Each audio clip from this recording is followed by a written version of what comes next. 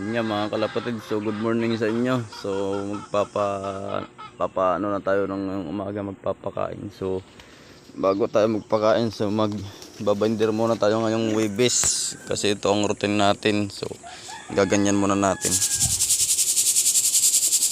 sasalain muna natin para matanggal yung mga ano nila.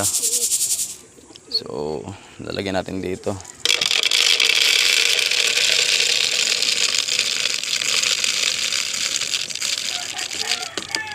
So babinderin natin siya. Meron tayong probiotic. So sa probiotic meron tayo probiotic at saka malunggay powder at saka pink mineral at saka honey. So lagyan natin ng honey para ano siya, para kumapit ang ating pang binder. Yan. At saka ano muna natin, mikos-mikosin para kumapit. So inaalog ko lang yan dito.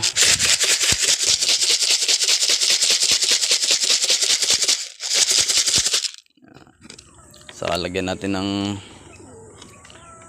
probiotic. Kunti lang. Yan. So kunti lang para hindi masyadong matapang.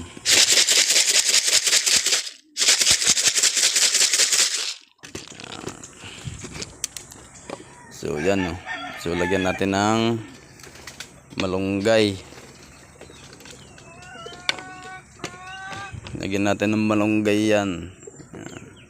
Para success. Malunggay lagyan natin. So meron palang pantakal to. Yun. So meron pala. So yan. Lagyan natin.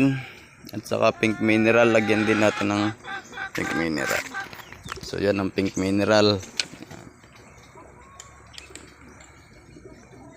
Isang kutsara lang.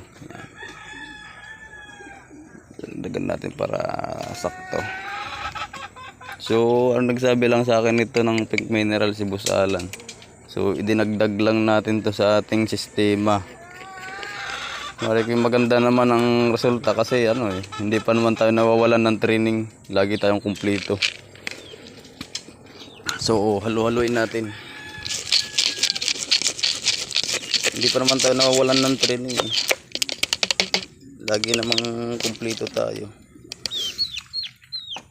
Simikos-mikos natin dito para madali.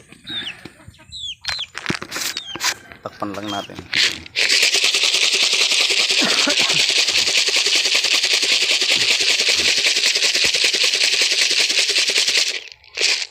So yun, nanot ng lasa.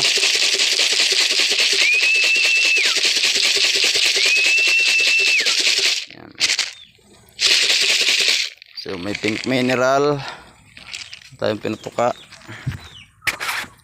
So shoutout nga pa pala kay Boss Alan. So si Boss Alan kasi nagsabi niyan sa akin na dagdagan natin ng pink mineral kasi maganda daw yan. So yan. So maganda naman kasi hindi naman tayo nawawalan ng ng training. So kumpleto naman lahat kada pag-uwi ng training.